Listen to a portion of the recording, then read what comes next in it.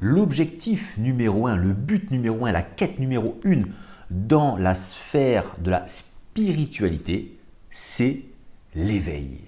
L'éveil spirituel, c'est le top du top, c'est le nirvana, c'est le paradis, c'est vraiment ce qu'il faut atteindre.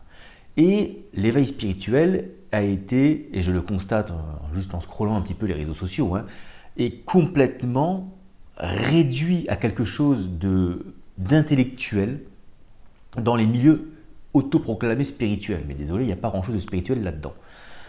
Pourquoi? Parce qu'on part toujours par le biais de la croyance. Et s'il y a un livre finalement qui parle assez bien de l'éveil spirituel, quand bien même il a été récupéré de façon maladroite, de façon peut-être malhonnête par des religions, c'est la Bible.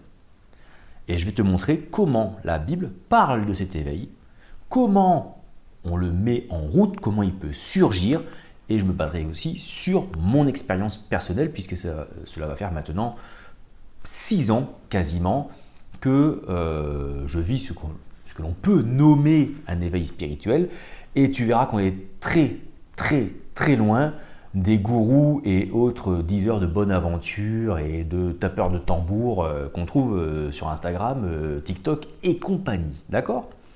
Donc, un éveil spirituel. Déjà, qu'est-ce que le spirituel? Le spirituel, il faut le comprendre comme tout ce qui est non matériel, tout ce qui est en dehors de la matière. Donc ça va être ce qu'on pouvait appeler comme le monde des idées, par exemple dans la philosophie grecque, c'est-à-dire c'est les lois, les principes, alors physique, quantique, cosmologique, universel, divin, tu les appelles comme tu veux, c'est les lois et principes qui vont donner à la matière ses formes, ses dimensions, etc. D'accord? C'est toutes les mesures que l'on peut donner à la matière. Voilà. Le spirituel, c'est se nourrir de ces choses-là, donc de ces lois et principes qui sont régis par Plotin, appelait ça le principe premier, c'est un terme que j'aime bien, et que l'on va pouvoir nommer aussi Dieu. D'accord? Dieu, c'est ce principe premier, incréé à l'origine de tout. D'accord? Voilà la définition pour laquelle on va se mettre d'accord. Concernant l'éveil, bien souvent, on va distinguer deux cas. On a des gens qui, par expérience de vie, avec des rencontres, vont s'intéresser d'une façon ou d'une autre aux questions dites spirituelles. Ça va les intéresser, ils vont se mettre à fond dedans et vont apprendre des choses que l'on relie à la spiritualité. Ils vont apprendre des choses sur le côté religieux, sur les ondes, sur les chakras, sur les tambours chamaniques, sur les guides, sur je ne sais pas quoi encore. Ils vont faire un espèce de petit mélange un petit peu de tout, ce qui donne le New Age et ce qui donne ce que l'on trouve principalement sur Internet. On te parle de chakra, la seconde d'après on va te parler de tambour chamanique, la seconde d'après on va te parler de Jésus, la seconde d'après on va te parler de Bouddha, et puis Marie-Madeleine, et puis après on va te sortir des textes apocryphes, puis après on va te parler des Amérindiens, puis... Je suis pour l'universalisme de la spiritualité. On est bien d'accord que s'il y a un seul Dieu, un seul principe, bon.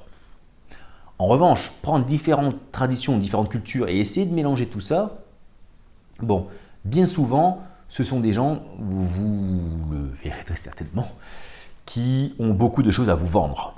D'accord? Que ce soit comment on pourrait dire ça, des stages. J'ai vu des stages à 5600 €. Mais qui met 5600 €? Sans déconner. Pour passer 4-5 jours, alors j'imagine un très bon stage, très agréable, on va se faire du bien, on va faire du bien à nos croyances. C'est du placebo, si vous voulez, d'accord? On va juste amadouer l'ego, un ego qui est orienté, qui veut grandir à travers des connaissances dites spirituelles. Et bien forcément faire un stage là-dedans, en plus mettre 6000 €, on va se dire oh c'est qualitatif.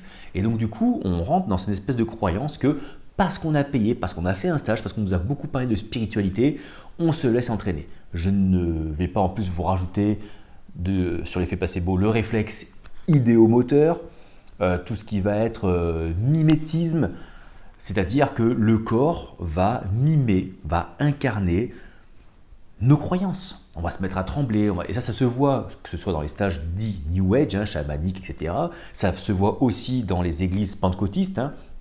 C'est- Là où on le voit, vous savez comment on le voit? C'est simple, c'est que chaque religion, c'est-à-dire que chaque croyance, type de croyance, dans chacune, on retrouve un type de mouvement corporel, on va dire. Tu vois, il y a les trembleurs, il y a ceux qui sont scotchés au sol, il y a ceux qui vibrent, il y a ceux qui limite sont au bord de l'orgasme, c'est un peu bizarre et malaisant, d'accord? Mais on retrouve à chaque fois, chaque religion, chaque croyance finalement a à sa manifestation corporelle. C'est le réflexe idéomoteur, c'est une espèce de mimétisme, d'accord, qui est basé sur la croyance. Le spiritisme, c'est un réflexe idéomoteur, par exemple, d'accord.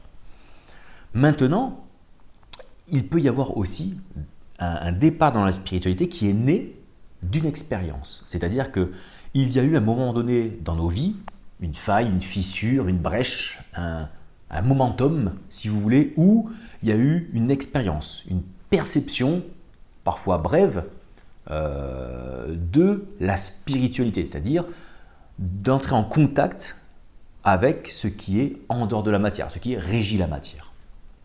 Et dans 99% des cas, malheureusement, cette expérience est récupérée par les religions. Et quand je parle de religion, je ne pense pas forcément au christianisme ou aux religions monothéistes. Pour moi, à partir du moment où vous avez des mouvements qui ont des dogmes et des doctrines, c'est une religion. Le New Age est une religion, d'accord? Parce qu'ils ont leurs dogmes, leurs doctrines, ce qui est bon, ce qui n'est pas bon, ok. Les sectes sont des religions. Ils ont leurs codes, leurs interdits, voilà. Ils ont une sorte de profession de foi qui rassemble les gens. Une profession de foi pour une profession de croyance plutôt, de ce qui doit les réunir. C'est donc une religion.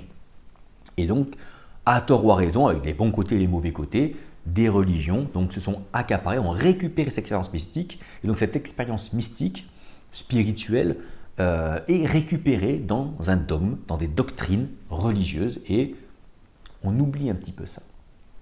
On oublie notre première expérience. C'est un petit peu comme une personne qui, à un moment donné, va mettre les doigts dans la prise, il va trifouiller des fils, il va prendre le jus, il a une rencontre avec l'électricité, et puis derrière, il va apprendre des choses sur l'électricité. Mais il va vous dire, mais moi je suis quelqu'un qui connaît l'électricité. Non, tu as eu une expérience, tu as mis les doigts dans la prise, tu as pris un coup de jus, tu as fait une expérience. Bon, mais maintenant tu vas apprendre des choses sur l'électricité, mais tu ne vas pas connaître l'électricité en elle-même. D'accord? La métaphore a ses limites, on est d'accord. Mais si je prends le principe de Dieu, tu peux avoir eu une expérience avec Dieu, une expérience divine, une expérience spirituelle, mystique, on va l'appeler comme ça. D'accord? Et derrière, tu vas mettre cette expérience, tu vas la caler, tu vas la faire correspondre à un type de religion. Et derrière, tu vas suivre cette religion. C'est-à-dire que j'ai fait l'expérience divine, je vais expérimenter Dieu, on va résumer ça comme ça, et plutôt que de continuer à connaître Dieu dans l'expérience, quand je parle d'expérience, je ne parle pas forcément de lévitation, de marche à 2 mètres du sol, on va voir un petit peu ce que c'est après, vous allez voir, c'est pas poltergeist le truc, d'accord? Bon, et donc j'ai fait cette expérience mystique, et au lieu de la renouveler, c'est-à-dire de revenir à la rencontre de celle-ci, non. Je la mets, ça me fait un trophée, ça me fera un beau témoignage à raconter à l'église ou au temple ou dans le groupe Facebook ou dans le podcast spirituel qui m'invitera. Ça fait, pour les lignes éditoriales des chaînes comme ça fait de très beaux témoignages, c'est magnifique. Et derrière, je vais aller me renseigner, je vais aller acquérir des connaissances sur le sujet. D'accord? C'est comme quelqu'un qui aurait visité, par exemple, je vais visiter l'Égypte pendant 2 jours, par le biais d'une escale ou un truc comme ça. J'ai vu quelque chose qui me plaisait, et ensuite je vais devenir un spécialiste de l'Égypte. Je vais lire plein de bouquins dessus. Bon, est-ce que pour autant tu connais l'Égypte? Tu connais que dalle de l'Égypte. Tu connais des choses sur l'Égypte, mais tu ne connais pas l'Égypte. D'accord? Oui, tu y allé 2 jours, ça va. C'est comme les mecs qui partent 2 semaines aux États-Unis, qui reviennent et qui te disent qu'ils ont perdu leur français. calme-toi gaga, d'accord? Et donc, l'éveil spirituel de ces gens-là, bien souvent, c'est ça, c'est une expérience qui est véridique, hein. Attention, je ne suis pas en train de dire que c'est du flan, il y a une expérience véridique, mais qui n'a pas été alimentée. C'est comme si tu rencontrais quelqu'un, d'accord, tu rencontres quelqu'un, par exemple, je prends souvent bon, je sais qu'il est un petit peu vieux maintenant, mais je prends souvent cet exemple-là, c'est ma génération, hein, désolé. Tu rencontres Cristiano Ronaldo, tu es fan de foot, tu rencontres Cristiano Ronaldo, il te signe un autographe, tu fais un selfie avec lui, et tu dis, ah, moi, je le connais. Tu ne le connais pas. Tu as eu une expérience avec lui, il y a eu une rencontre avec lui, tu as lu tout son Wikipédia, tous les bouquins qu'on a pu écrire sur lui, tu as vu toutes les vidéos de tous ses buts, tu connais toutes ses statistiques, tu connais toute sa biographie par cœur, tu es incollable sur le sujet et tes informations sont justes en plus. Elles sont justes, d'accord? Elles sont factuellement justes. Tout ce que tu connais sur lui est juste et vrai. On n'est pas en train de remettre en cause ce que tu sais. Oui, ce que tu sais, tu le sais et en plus c'est vrai. Mais tu ne le connais pas. Oui, mais une fois j'ai fait un selfie avec lui. Tu ne le connais pas. Alors que, je ne sais pas, peut-être son épouse qui en a rien à carrer, je ne connais pas sa vie, mais qui en a rien à carrer de ses stats de footballeur, du club dans lequel il a joué, du nombre de buts qu'il a mis et de machin, elle ne connaît pas ces choses-là, elle ne connaît rien sur lui, sur son... Mais par contre, elle le connaît, lui. Elle le connaît, elle sait comment il réagit dans telle situation, elle sait, elle anticipe, elle le connaît. Elle ne sait pas des choses sur lui, elle le connaît. C'est la différence entre le savoir et la connaissance. Et c'est là où je veux en venir. Quand on parle d'éveil, et donc dans la Bible, il y a un mot que les chrétiens connaissent très bien.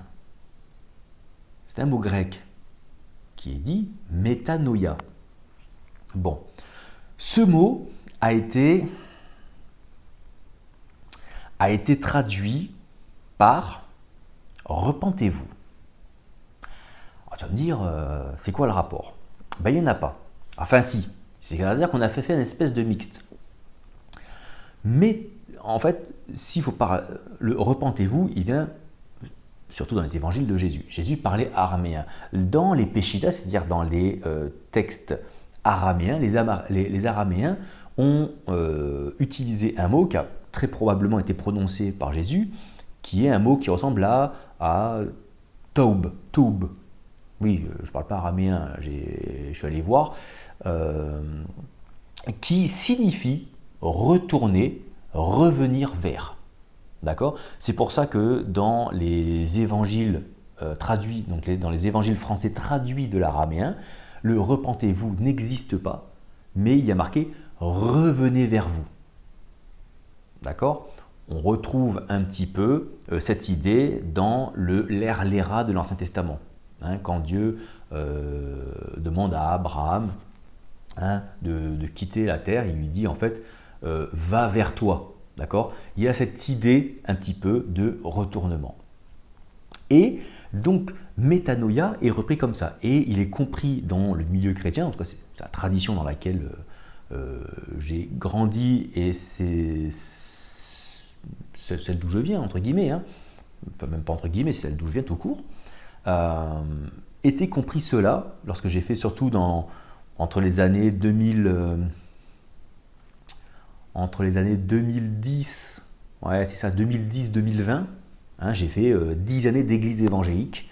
Et ce métanoïa, donc ce repentez-vous, était pris comme une conversion, c'est-à-dire un changement de croyance, c'est-à-dire maintenant je suis comme si, je ne suis plus comme ça, avant j'aimais mes péchés parce que je ne savais pas que c'était des péchés, maintenant je sais que c'est péché et je ne veux plus les faire. Voilà, c'est un changement de mentalité, d'accord, changement de valeur.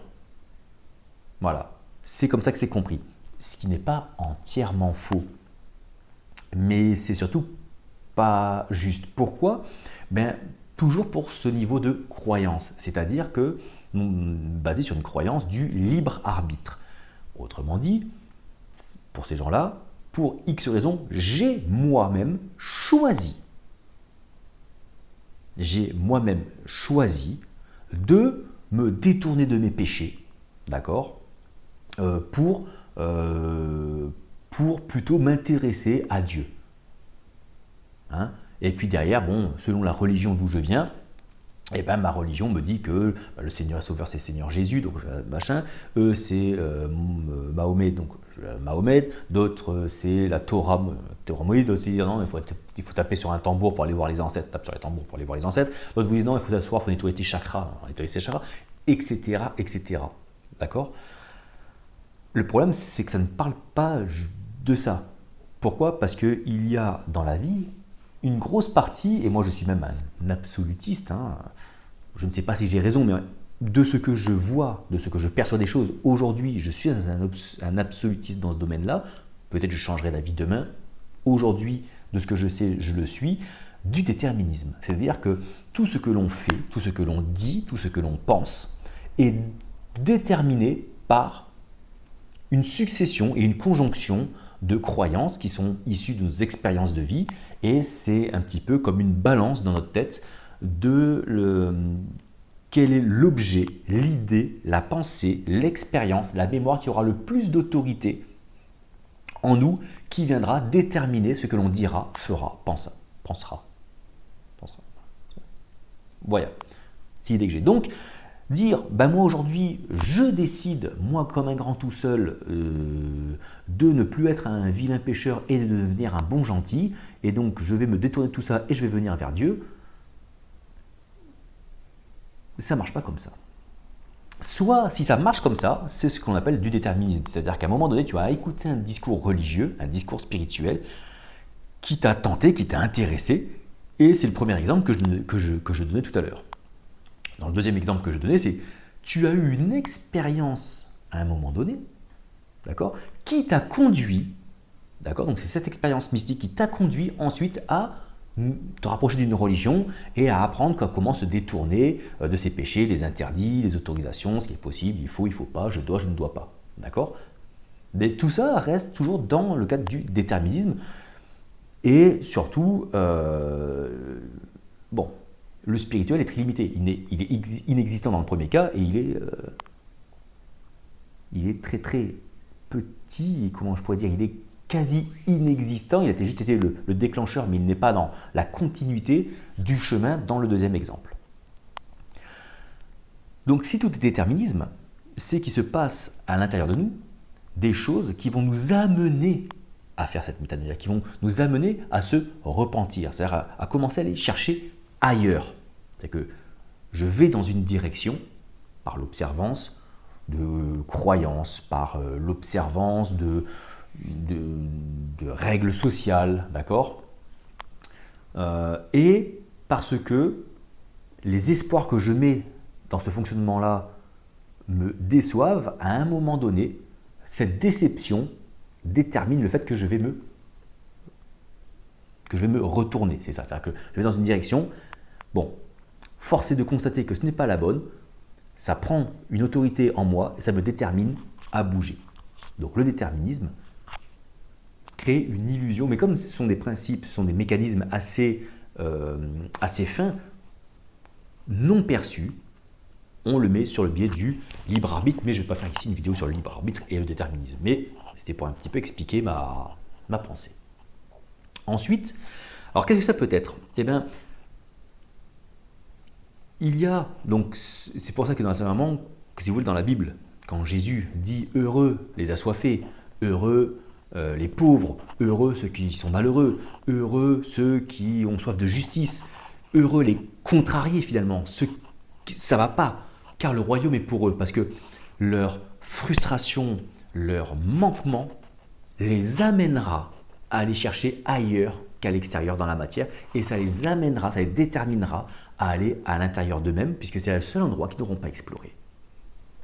Par exemple, maintenant, on fait une expérience mystique, où les éléments de la vie nous ont fait venir vers nous. Il y a deux choses. Et tout part d'abord d'une pratique. C'est-à-dire que la métanoïa, en fait, n'existe pas sans pratique. Donc les gens qui disent « je suis un chrétien né de nouveau via une expérience », je suis désolé, mais c'est du flan. Il y a ces chrétiens qui se disent « nés de nouveau », les fameux « born again », parce que je suis chrétien, mais pas seulement de tradition chrétienne comme les vilains catholiques romains, hein, oui, parce que c'est chez les évangéliques, on n'aime pas trop les catholiques romains. Enfin, quand je dis on, je n'en fais plus partie. Et théologiquement, je me rapproche parfois plus d'un catholique romain maintenant que d'un évangélique, mais ça dépend des sujets. Bon, bref, autre sujet. Donc, non, nous, on n'est pas juste des chrétiens de tradition comme ça. Nous, on est des vrais chrétiens. Hein, des vrais chrétiens, born again, nés de nouveau. Nés de nouveau, pourquoi? Parce que nous avons vécu cette métanoïa. Hein. Donc, ils partent de leur expérience ou de leur croyance, ou de leur, en tout cas, de l'ancrage de leur croyance évangélique, comme le fait qu'ils sont nés de nouveau. Hein, parce que, oui, moi, je suis droit dans mes bottes, je n'aime pas le péché, je suis le Seigneur Jésus-Christ. Donc, si j'ai cette croyance-là, c'est que je suis né de nouveau. C'est-à-dire que j'ai fait la métanoïa, puisque avant j'aimais le péché, maintenant j'aime plus le péché. Voilà, j'ai ma métanoïa, c'est mon témoignage, le avant, c'est le fameux avant-après en fait. D'accord? Avant j'étais comme ça, j'étais une merde. Maintenant regardez comment je suis super, je suis chrétien, j'aime notre Seigneur Jésus-Christ. Je caricature, mais c'est ça, et c'est ça qui fait les témoignages de conversion qui pullulent sur Internet, dans les églises, partout, et qui suivent de superbes lignes éditoriales dans tous les podcasts, émissions que tu pourras voir un petit peu partout, sur cette thématique en tout cas. Moi je pense que, comme je l'ai dit, le demi-tour, c'est plutôt que d'aller chercher ou mettre son espoir dans les événements de la vie ou dans des savoirs, je vais aller en moi-même à la source. Donc ça, on le retrouve notamment, pareil dans une parole de Jésus, hein, qui dit, quand les gens lui demandent, ouais, mais non, on veut ça, on veut ça, on veut que ça aille mieux, et ça, cherchez premièrement le royaume de Dieu. Qu'est-ce qu'un royaume? Un royaume, c'est un espace où s'établissent, où s'appliquent des lois d'un roi. C'est ça, un royaume. Un royaume, c'est un espace géographique au sein duquel un roi règne par des lois. Donc, le royaume de Dieu, c'est où est-ce que ces lois s'appliquent? Où est-ce que je vais retrouver cet espace où ces lois s'appliquent quelque part? Chez l'un, chez l'autre, dans une religion, dans un temple, dans une église, une mosquée, sous une cascade, dans une terre tellurique, aux fortes vibrations. Non, c'est connerie tout ça. C'est à l'intérieur de soi. Le seul endroit que l'homme n'a jamais exploré. Et je ne te parle pas de psychanalyse. Ça va aller au-delà. Psychanalyse, on te fait chercher dans ton enfance quelque chose. Payez 100 € la semaine, d'accord? Bon. La différence entre la psychanalyse, c'est que la psychanalyse va voir pourquoi ton psychisme en est arrivé là. C'est-à-dire que tu vas étudier ton déterminisme. Ça peut être très intéressant, c'est pas ça le problème. Tu vas découvrir du pourquoi je fais ça, pourquoi je fais ça. C'est très bien si ça t'intéresse, c'est pas un problème. Ça ne t'amènera pas à la source. Ça t'amènera à la source de ce que tu crois, mais pas à la source de qui tu es. Réellement, ça te donnera la source de ton ego, mais pas la source de qui tu es en tant qu'âme. Âme qui est le siège de l'animation justement de ces lois et principes divins, qui n'est pas pollué, mélangé avec le déterminisme matériel. Et c'est là où je vais y revenir tout à l'heure sur le thème de la purification. Donc, il y a donc une pratique. Cette pratique, ça va être le retour vers soi. Moi, j'appelle ça l'intériorité. D'autres appellent ça la prière silencieuse. Bon, le mot prière, parfois, a une connotation religieuse, les gens, ils n'aiment pas. Après, les gens, ils vont appeler ça une méditation. Pourquoi pas? Mais méditation, ça amène une réflexion. On n'est pas dans la réflexion, on va être justement dans l'abandon. C'est-à-dire dans la foi véritable. La foi véritable qui est l'abandon. Comme le déterminisme est une question d'autorité, nous, qu'est-ce qu'on fait? On abandonne, on lâche les choses. On lâche. Et on voit quelle autorité revient naturellement. L'autorité qui revient naturellement, c'est celle du principe premier, qu'on va appeler Dieu, qui va venir s'incarner. C'est ça l'âme. C'est le mécanisme d'incarnation, de mise en mouvement de ces choses-là, qui ensuite partent dans le psychisme et vont prendre la couleur, la personnalité. Ça va s'incarner à travers une personnalité. D'accord? On est une singularité d'un tout, quelque part. Et donc ça appelle une pratique. Donc cette pratique, c'est, on va s'asseoir, on va s'allonger. Quand on s'allonge, on dort facilement. On va s'asseoir à un moment où on est plutôt relax, on n'est pas énervé, on n'est pas anxieux, on est plutôt bien dans la tête. Il n'y a pas trop de bruit, voire pas de bruit du tout, et on va venir fermer les yeux et on va juste s'abandonner. Et on ne fait absolument rien. On ne cherche pas l'expérience mystique, on ne cherche pas à arriver là une révélation sur est-ce que les pyramides produisaient bien de l'électricité comme le dit Maître Gims. Tu vois, non, on ne cherche pas de réponse à des questions métaphysiques et ontologiques. On ne cherche pas à vivre une expérience quelconque ou avoir des visions ou une voix divine qui viendrait nous révéler quelque chose de hyper important sur comment obtenir des places pour les prochains concerts de Céline Dion. Non, non, non. On est juste là. Assis, on ferme les yeux et on laisse tout couler. On n'est pas dans l'observation de nos ressentis. Je n'observe pas mes pensées. Je n'observe pas ce que mon corps me dit. Ça, c'est la méditation de pleine conscience. C'est-à-dire que je dois nourrir ma conscience des différentes perceptions. Être à l'écoute. On n'est pas à l'écoute. Être à l'écoute, c'est utiliser un sens quelque part. On n'est pas à l'écoute. On met en grève, si vous voulez, nos 5 sens. C'est-à-dire qu'on prend des moments où on coupe le sensoriel. Comme si on voulait un petit peu, entre guillemets, se couper de la matière. Et en faisant ça, c'est sur du long terme, hein, c'est du long terme, c'est quelque chose qui se... Imagine, c'est comme si tu t'étais tenu comme un bossu sur ta chaise pendant 40 ans. Bon, si tu veux, c'est pas en une séance de kiné que ça va revenir, d'accord? Là, c'est pareil. C'est-à-dire que c'est pas en une séance que ça va revenir. Moi, mes séances, bon, il y en a une où ça a mieux marché parce qu'on m'a aidé, mais tout seul, c'était 2 ans, 3 ans. Donc les coups de « je me suis éveillé Kundalini en un éclair », oui, c'est ce que je viens de te dire avant, c'est une expérience que tu as vécue, c'est pas un éveil. Et là, j'y viens. C'est quoi l'éveil? Il a commencé, quelque part. Quelque part, il a déjà commencé parce qu'on a compris d'une façon ou d'une autre qu'il fallait non pas aller chercher à l'extérieur, mais chercher à l'intérieur de soi. Donc l'éveil, si tu veux, il a déjà commencé. Mais il ne se produit qu'au moment où il y a la réelle métanoïa. C'est pour ça que je te disais tout à l'heure, quand le terme métanoïa, se repentir, c'était pas tout à fait faux, mais c'était pas non plus juste, parce que la métanoïa, d'un point de vue juste, c'est au-delà de la connaissance. Méta, au-delà, après, et noia, qui a de noès, noésis, qui a donné gnose ensuite, qui est la connaissance, pas le savoir. La connaissance. Donc, il n'est pas question d'avoir des savoirs sur ce qu'est l'âme, sur ce qu'est la conscience, le mystère de Dieu, le mystère de l'univers. Ça en découlera, il y en aura, mais on ne parle pas de ça. D'accord? Ça, c'est ce que disait Jésus. Cherchez le royaume de Dieu et le reste vous sera donné. Ça, c'est dans le reste, d'accord? C'est pas cadeau, mais ça va avec. Non. Métanoïa, au-delà de la connaissance des choses, d'accord? Métanoïa, au-delà de la connaissance, on entre dans l'absolu. Et c'est là que l'on a fait notre métanoïa, et c'est là qu'est l'éveil, le Bouddha, parce que Bouddha veut dire éveil, hein, c'est pas le nom d'une personne. Le Christ, c'est pas une personne. Elle a défini en son temps Jésus, mais Christ, c'est le principe d'incarnation du divin. Donc c'est le divin manifesté dans l'homme. Jésus l'a fait. Le but, c'est qu'on le soit aussi. Sinon, à quoi bon l'enseignement de Jésus? Jésus n'a pas fait un enseignement juste pour que on croit en son enseignement. Non, non. Il faut croire l'enseignement qu'il donnait dans son contexte temporel, historique, et le mettre en pratique. Et mettre l'enseignement de Jésus en pratique, c'est pas mettre la Bible en pratique. C'est dire, c'est mettre en pratique ce que Jésus recommandait en termes de pratique. Le royaume est à l'intérieur de vous. Cherchez le royaume premièrement, tout le reste vous sera donné.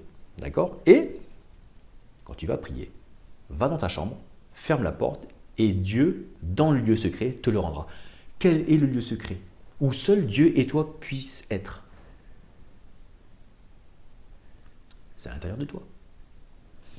Donc on est bien sur une pratique spirituelle, tu l'appelleras comme tu veux, peu importe, qui est une forme de début de métanoïa, on va dire on était sur le...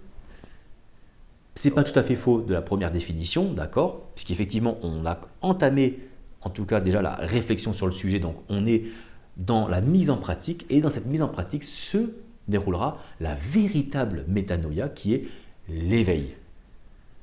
Et tu verras qu'une fois que tu le vis, que tu rentres totalement dedans, tu n'as plus besoin de guide, tu n'as plus besoin de bouquins, tu n'as plus besoin d'outils pédagogiques. Tu es allé au-delà de la connaissance. Et c'est là où bon nombre de gnostiques se sont trompés, puisqu'ils ont considéré que ce qui comptait, c'était non pas la connaissance gnose, comme ils se définissent eux-mêmes, mais les savoirs. Je sais que. Et c'est très juste. Et leur savoir était certainement très très juste. Il n'y a pas de problème sur la véracité de leur savoir. Et de l'exactitude des savoirs qu'ils avaient. Là n'est pas la question. Mais savoir des choses, on s'en fout. Ce qui compte dans la métanoïa, c'est de connaître au sens d'être ensemble, de réunification. Par exemple, métanoïa, c'était aussi, alors le terme araméen utilisé là-dessus, c'était la notion, par exemple, très connue, de l'union, du rapport sexuel entre l'homme et la femme. Hein. On le retrouve par exemple aussi dans la connaissance en lien avec le péché. Hein. Il ne connut point le péché, il ne connut pas Marie. Donc voilà, ce connaître-là, cette connaissance-là, part vraiment d'une unification qui a une vraie relation, une connexion qui s'établit. Elle ne s'établit pas parce que les choses étaient séparées, elle se fait parce qu'elle est dévoilée. C'est encore peut-être un peu plus juste. Donc l'éveil spirituel, on en parle dans la Bible, et il n'est pas ce que vous croyez. Hein, où il faudrait se mettre dans l'eau, où il faudrait faire des choses spécifiques, des rituels pour être maintenant né de nouveau, être baptisé de Saint-Esprit parce qu'on parlerait du Shabbat. Bon, non. Ça, réflexe idéomoteur, placebo, mimétisme, égrégore, tu peux mettre plein de trucs là-dessus, c'est... Non. Non. La métanoïa, c'est un voile qui s'enlève en toi quand tu es dans la nature profonde. C'est lorsque tu es dévoilé le fait que tu es une singularité du tout. Ça, tu peux le savoir. Par exemple, là, si je te dis ça, tu peux être d'accord avec moi et dire oui, je suis d'accord avec toi. Mais si tu n'as pas connu, expérimenté à l'intérieur de toi cette chose-là, ton savoir est juste, mais il ne sert à rien. Donc quand les gens te disent, par exemple, oui, l'éveil, c'est pas une question de pratique, de religion, c'est juste une prise de conscience des choses, les gens ne savent même pas ce que c'est la conscience. Pour eux, la conscience, c'est juste une perception des choses matérielles. C'est de l'intellect, de la croyance, du savoir. Et ma conscience, c'est juste, j'ai élevé ma conscience à un niveau de savoir des choses. Non, c'est pas de savoir des choses. Ta conscience, tu comprends que ta conscience n'est pas une perception des choses extérieures à partir du moment où tu as expérimenté la chose. Si tu as réellement expérimenté la chose, alors tu es contraint de dire, tu n'auras pas le choix que de dire que tu es la singularité d'un tout, avec d'autres mots, avec d'autres termes. D'accord? Mais tu en arrives à cette conclusion-là. Moi, je me surprends encore à me rendre compte, par exemple, avec les idées de Socrate, ou beaucoup de philosophes antiques, comme Plotin, par exemple, ou c'est des gens que j'ai découverts très récemment. D'accord? Pourquoi? Parce que la connaissance que je fais, donc la métanoïa que j'exerce au quotidien, que je vis au quotidien, qui est toujours un peu plus que la veille et toujours moins que demain, m'amène sur des savoirs qui m'interrogent, parce que ça te tombe comme ça, et donc tu t'interroges. Et tu vas voir si, est-ce que d'autres ont vécu ça. Et je me rends compte qu'effectivement, ces concepts-là, ces idées-là ont été développés ailleurs. Souvent, il y a très longtemps. Beaucoup de gens en parlent aujourd'hui, mais en fait, ils reprennent ce que disait tel ou tel philosophe. Alors, citer un philosophe ne fait pas de toi un philosophe. Tu cites les philosophes. C'est très bien. Il n'y a pas de problème avec ça, mais ça ne fait pas de toi un philosophe. Citer des savoirs ne fait pas de toi quelqu'un qui connaît. D'accord? Je sais des choses sur l'accouchement, je ne connais pas l'accouchement. Je ne le connaîtrai jamais. Voilà. Et donc, la question que je m'étais posée, c'est mais du coup, comment ces philosophes en étaient arrivés à cela? Est-ce qu'ils y sont arrivés juste parce que je me serais trompé? Effectivement, il faut juste avoir une espèce de savoir qu'on irait acquérir ici et là, de je ne sais quelle manière, une espèce de conscience qu'on s'attribuerait, prendre conscience des choses par l'observance de ce qui se passe. Mais il s'avère qu'en fait, non. Alors, Socrate n'a pas laissé d'écrit, mais pour avoir lu différents articles de spécialistes des philosophes antiques, il se commence à se dévoiler qu'il y avait chez eux une pratique spirituelle. On n'appelait pas ça une pratique spirituelle, hein, on appelait ça une pratique, une méditation, une forme de prière, d'accord? Mais, bon, par exemple, si on prend les écrits de Marc Aurèle, qui était empereur et, on va dire, penseur romain, il dit, où il dit à un moment dans une lettre, dans des écrits, il dit, mais vous allez chercher des choses auprès de la mer, dans la montagne, vous cherchez des lieux géographiques pour vous ressourcer, pour vous retrouver. Il dit, très bonne chose, hein, mais ce que vous cherchez, en fait, il n'y a pas besoin de faire des kilomètres pour les avoir, parce que c'est en vous. Et ce n'est pas en vous dans votre psychisme, c'est pas en vous juste dans votre conscience qui serait une perception des choses, non. C'est au plus profond de vous. C'est-à-dire que dans cet exercice que tu vas faire, dans cet exercice spirituel, qu'est-ce qui va se passer? C'est que tu transperces ton psychique, c'est-à-dire que tu traverses toutes les couches qu'il y a en toi. D'accord? Donc ce n'est pas un exercice qui est toujours très agréable à faire, hein, ça je le sais, mais au bout du tunnel, entre guillemets, au bout du tunnel, hein, on est toujours dans la chose, eh bien, tu as traversé vraiment toutes les couches, les mémoires, les traumas, tout ça, et pouf, tu tombes, entre guillemets, dans le tout qui est en toi. D'accord? Et je vais finir ensuite sur ce que cela donne, c'est-à-dire la purification. Parce que la purification, c'est une sorte de gros mot. Ah, on va pas se cacher, hein. Quelqu'un de pur, quelqu'un d'impur, ça se dit pas. Ça se dit pas qu'il est impur, le mec. Ah non, ça se dit pas. Et si tu dis que tu es pur, oh, ça va les chevilles, d'accord? Et c'est une connotation surtout très morale, très religieuse. On n'aime pas ça, hein, aujourd'hui. Bon. Alors, qu'est-ce que la pureté? Catharsis, cathare. La pureté, c'est une idée de non-mélange. Donc c'est pour ça que tout à l'heure, j'en faisais un petit peu, j'avais fait référence un petit peu en début de la vidéo, c'est-à-dire que je ne mélange pas les choses, c'est-à-dire que je ne suis pas sur deux fonctionnements, d'accord? Donc on n'est pas pur, on le devient. Et quand Jésus dit soyez parfaits, il ne nous demande pas d'être parfait, déjà il demande d'être complet. Et c'est une, comment on pourrait appeler ça, c'est une exhortation. D'accord? Ce qui nous faut, on ne cherche pas à être parfait, on cherche la perfection. Je m'explique, on ne cherche pas à être parfait, c'est-à-dire on ne cherche pas le résultat, on cherche la perfection, c'est-à-dire on cherche le moyen de l'être. Comment y parvenir? Cela est impossible à l'homme, seul Dieu peut le faire. Donc ce qui va nous amener à être parfait, c'est-à-dire à être complet, à être un, donc à être un, c'est-à-dire non divisé, non mélangé et donc pur. On est là sur la pureté, ce n'est pas une question de morale, c'est juste une question d'état de fonctionnement de l'être. Eh bien, c'est Dieu, c'est ce principe premier qui s'incarne en nous. C'est plus l'incarnation de ce principe premier de Dieu se fait en nous, plus il nous remet, si vous voulez, quelque part un petit peu en ordre de fonctionnement, comme on devrait fonctionner selon les principes premiers, et il enlève et il élimine des choses naturellement qui ne devraient pas être là. Et donc on est en cours de purification, de perfection, et c'est ça qui compte. Et le résultat viendra quand il viendra. Ça, c'est pas un problème. Voilà. Plus tôt il arrive, mieux c'est. Et s'il arrive qu'une fois que l'on redevient dans la non-matière, eh ben ça n'interviendra qu'à ce moment-là. Ça, ce n'est pas bien grave.